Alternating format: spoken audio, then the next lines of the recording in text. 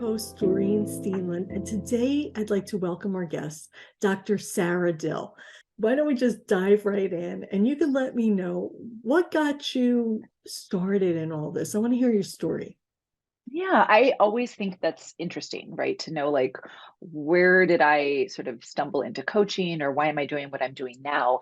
And one reason that bio is sort of interesting to me is because I've done a lot of different things. You can see my bookshelf behind me. I like to sort of dive in and read stuff and I really like sort of synthesizing it all together. But I grew up in California. I did a lot of my training on the East Coast and I was a dermatologist and I was really unhappy. And for anyone who maybe isn't in medicine, the rules for dermatology are that you should love being a dermatologist, right? We're the luckiest specialty, we're the happiest specialty, we don't work too much. These are all the like assumptions, right? And I wasn't very happy. And I switched jobs. I graduated from the residency program at Brown. I worked at Harvard hospitals and then Brown. I went back and did a pediatric dermatology fellowship. Then I took a job at Kaiser. Then I went back to Brown and was the residency program director. Then I came back to California and I did private practice. And finally, I was like, I think it's me, right? It's like dating the same kind of guy over and over. And at first it's the guy. And then lately, Yeah. you sort of get to the point where you're like, I'm the common denominator. I think Yeah. there's something going on with me, right? That I get bored with all these jobs or I get restless or I don't like it or I'm burning out. So I always sort of joke that it's, hard to burn out as a dermatologist. But the funny thing is that I actually coach a lot of dermatologists. And so I ended up taking a sabbatical after being in practice about 8 or 9 years. And so I took a break. I had a lot of stress about that and worry and all sorts of things about sort of abandoning patients and medicine and all sorts of things. And I got into a coaching training program, which, as you probably know, is all about coaching yourself too.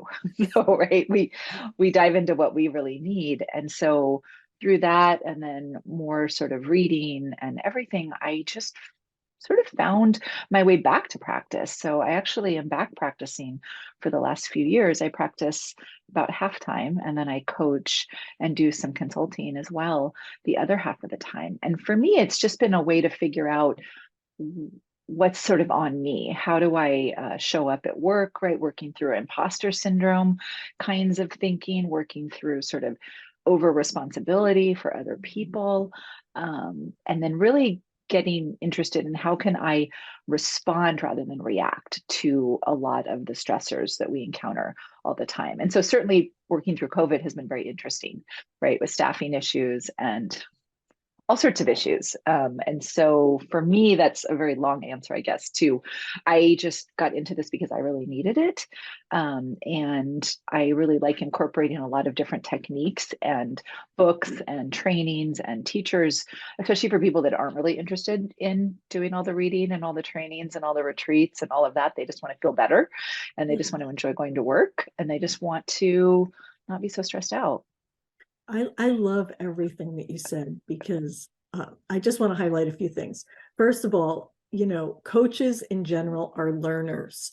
We love to learn not only about all of the new techniques, but we love to learn about ourselves and what makes us tick and what makes our clients tick. And I love that that is the approach that you take as you continue to study. And I also love what you said about you've spent so many years training in medicine and to give it up totally, there was some conflict there. Mhm. But you've come full circle and now get to do the best of both worlds. And that is really cool. Really, really cool. So as you work with physicians in and consulting, what's the biggest thing that you see coming up over and over again?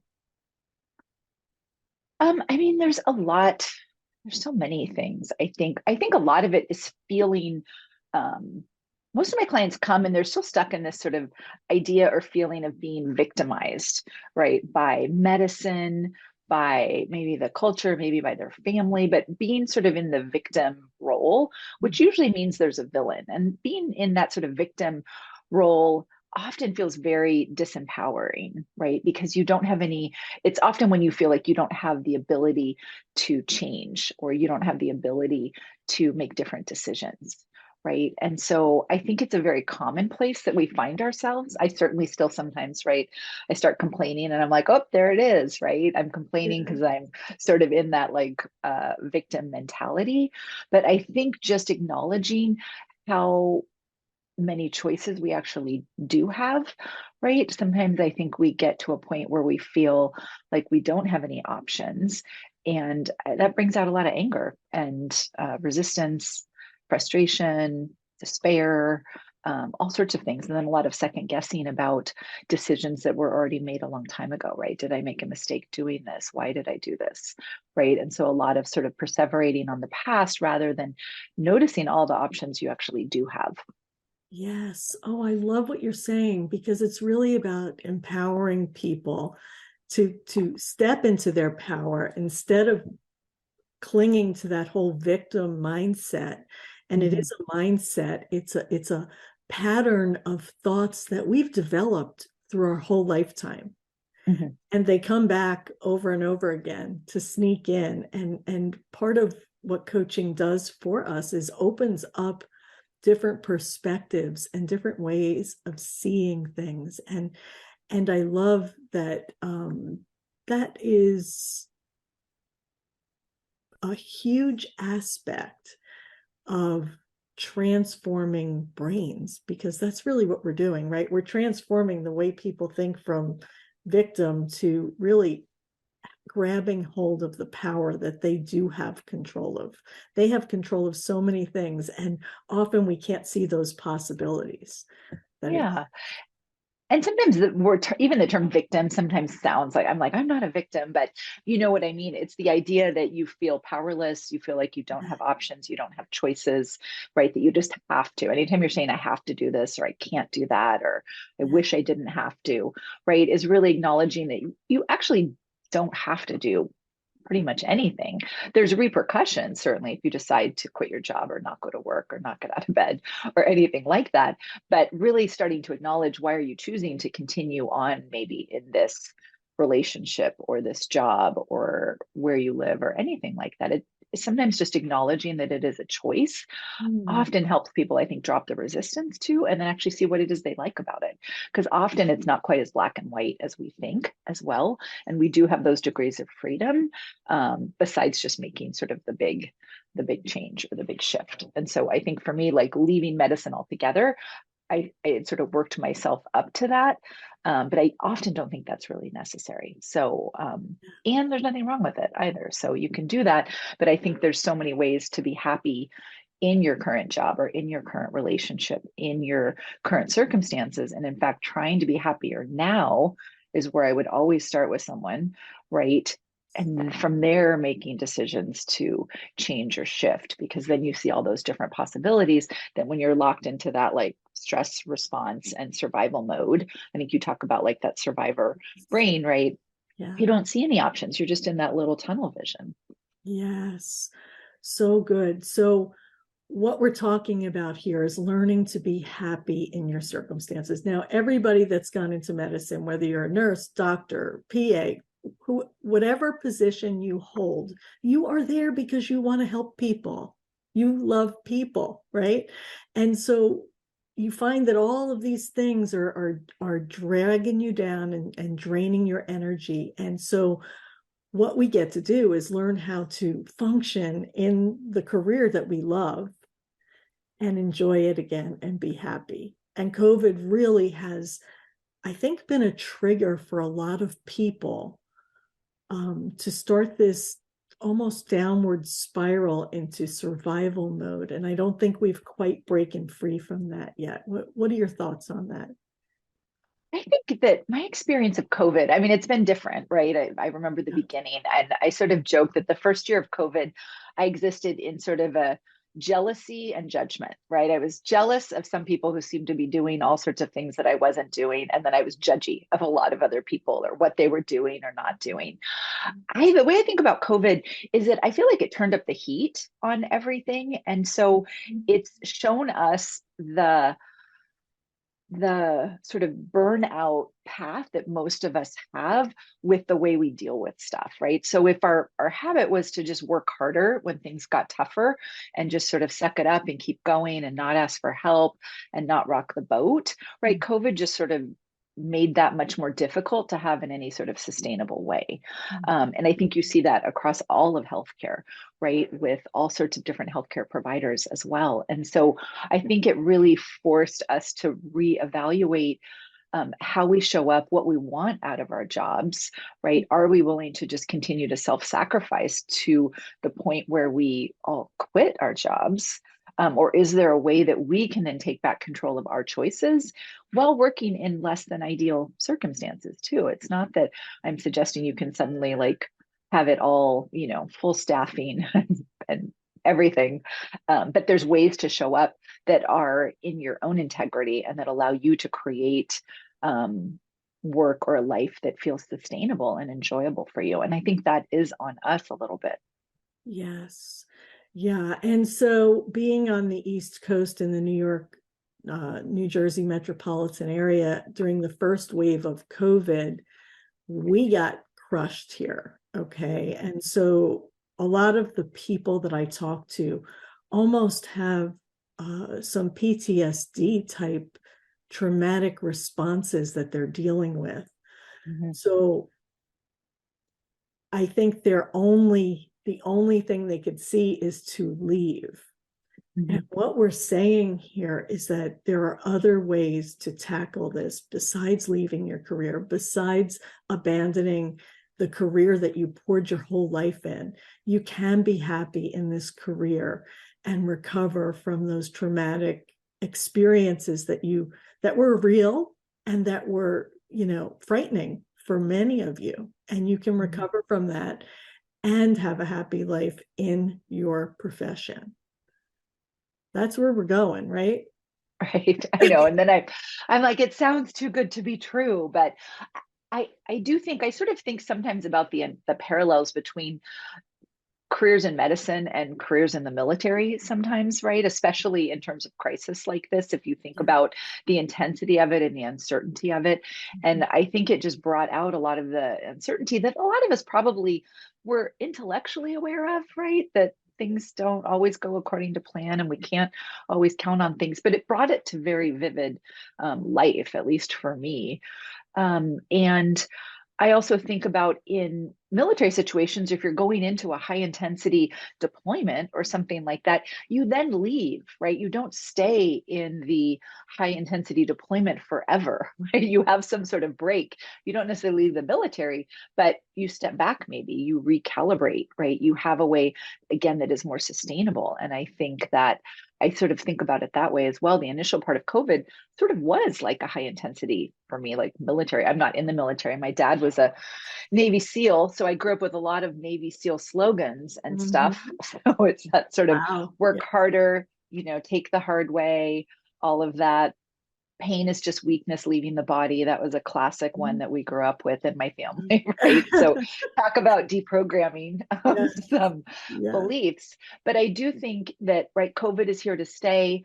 Other pandemics are here, right? There are so many things that we don't control, but really understanding that we do have the ability to control our choices and our responses and respond rather than just react.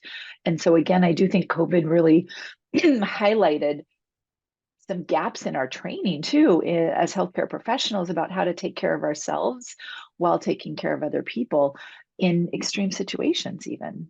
Yes, I love what you're saying, and I want to highlight one thing, um, and I want to compare that war like military situation.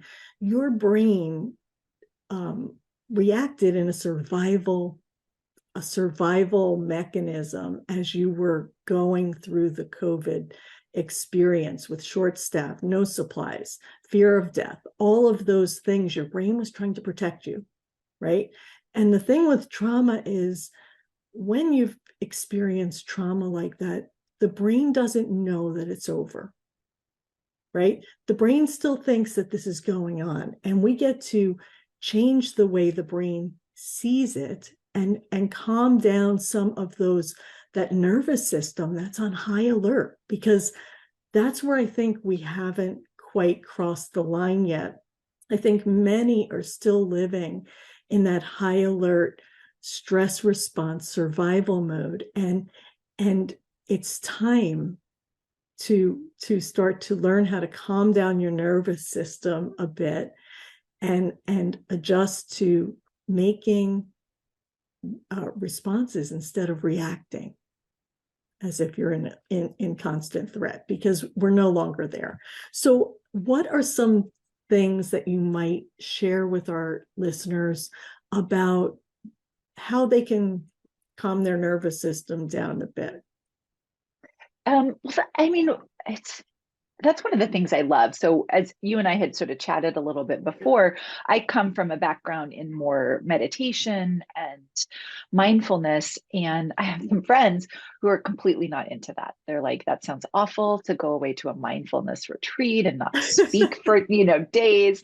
So, it's not for everyone. And the more I've sort of studied and read up on neuroscience and neuroplasticity and remodeling of sort of the brain and our responses, is the great news, I think, is that it's actually the practice of noticing when you're in your head and spinning, right? And in that stress response and coming back into your body, right? Feeling your fingers, feeling your toes, looking at what you can see, right? I can look at a tree right now, just watching the tree blowing in the wind for even 10 seconds, right? Will start to get you out of that stress response and back into the parasympathetic, right? Sort of rest and digest into the present moment. So I always like to sort of remind myself that right, that the present moment is always here for us. And we just have to practice noticing when we're like in our head, we're worrying about the future, or we're regretting the past, right? We're somewhere else, or we're spinning out about what's going to happen next, right? I notice my patient shows up late and suddenly I'm like, oh my gosh, that means I'm not going to have lunch and then I'm not going to get home and all of that, right? It's all of this like mental energy versus I can just come back and take a couple deep breaths, right? That's probably my favorite thing is 3 deep, slow breaths. I often just practice that in clinic, in a busy clinic, before I walk into the next room, especially if I've had a challenging encounter, right, in the last room or something. It's just resetting and just starting over. So good, so good. So, if you had to leave our viewers with one tip for a way they can move to a happier life, what would you say to them? One, I think, is just starting with noticing all the things that you do like already. Because sometimes, right, our brain is, it's so easy to list all the things that are wrong, right? That's what we're looking for. Yeah, That's what the brain does. There's nothing wrong with doing that. It just means you're a normal, healthy human being, right? Your yeah, brain is working to keep you safe. But yeah. sometimes I just like to reset and try to give like equal time to what's going well. What do I like? What's like at least neutral, right? Neutral and positive. And then just telling yourself the truth about things you might want to change, which can feel super scary to acknowledge that I don't know if I want to continue in this job or this relationship. I don't know what I want to do. And just reminding yourself that that's okay. Right. I think we have this idea that in healthcare, as healthcare professionals, we're also just like supposed to like stay where we are and always do the same thing. And it doesn't mean you have to leave the career, right, that you worked so hard to get into, but you can tweak it and pivot. And I think that that's so normal and healthy. So finding what you already like, and then maybe just starting to acknowledge what are some of the areas though that you might want to work on or shift or change. I love that. So, changing your perspective by noticing all of the good things.